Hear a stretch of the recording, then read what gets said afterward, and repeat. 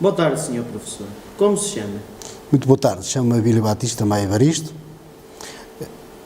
Onde nasceu? Nasci numa freguesia ribeirinha ao Tua, mais concretamente chamada Vilas Boas, e que tem uma anexa chamada Ribeirinha, que essa sim fica mesmo junto à linha férrea. Quando nasceu? Nasci em 1961. Que idade tem? Tenho 53 anos. Cresceu na zona no Vale do Tua, não é verdade? É como diz, cresci na zona do Vale do Tua, por ali mantive praticamente a minha vida toda, tirando uma outra exceção, e tanto assim que ainda lá resido. Que recordações guarda dessa zona? A vida dos jovens era muito diferente de hoje? Guardo muitas recordações. Evidentemente que a vida dos jovens nessa altura era muito diferente daquela que hoje tem.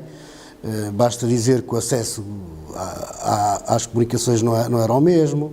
Os jovens, sobretudo da zona ribeirinha do Tua, se quisessem deslocar para algum lado, só tinham duas formas de o fazer, que era usando o comboio ou a pé. Costumava utilizar o comboio da linha do Tua?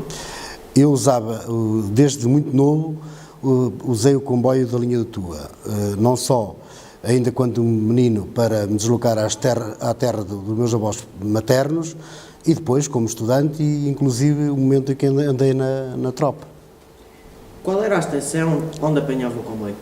Nós tínhamos duas possibilidades na minha freguesia, que era ou apanhávamos a estação do Caixão ou então o apiadeiro da Ribeirinha. Normalmente eu apanhava o apiadeiro da Ribeirinha.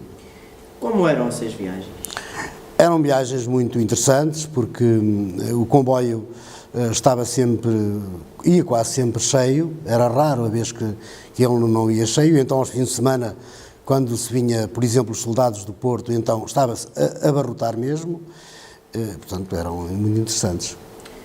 Como se fazia a ligação entre a sua aldeia e a estação?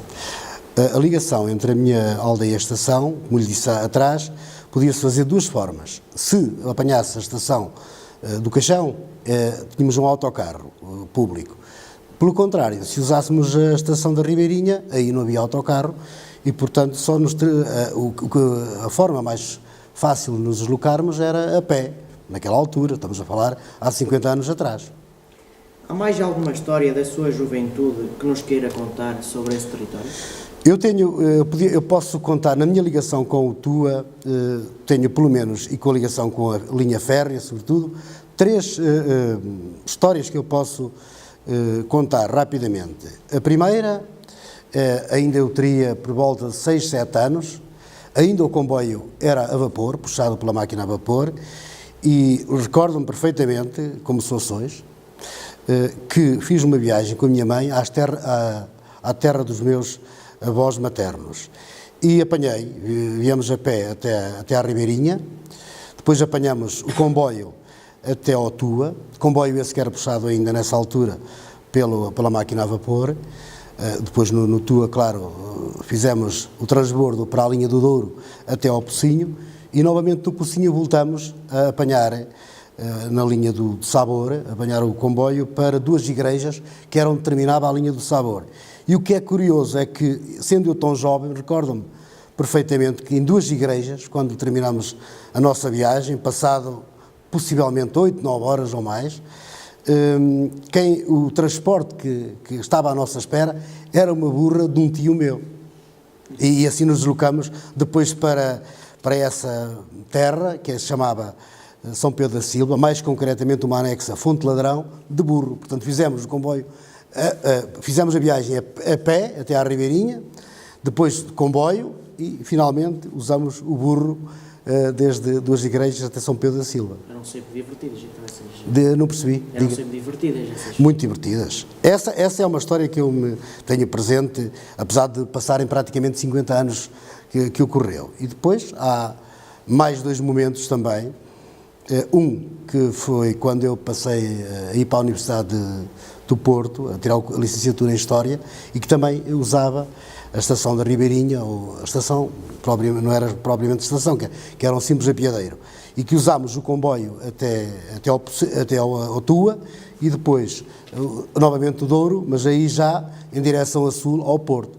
Aliás, nós podemos dizer que naquele tempo, até aos anos 80, a linha do Tua podia ser comparável hoje ao IC5, porque realmente a função dela era essa, todas as zonas ribeirinhas, os concelhos ribeirinhos do Tua usavam a linha do Tua, como hoje nós usamos o IC5.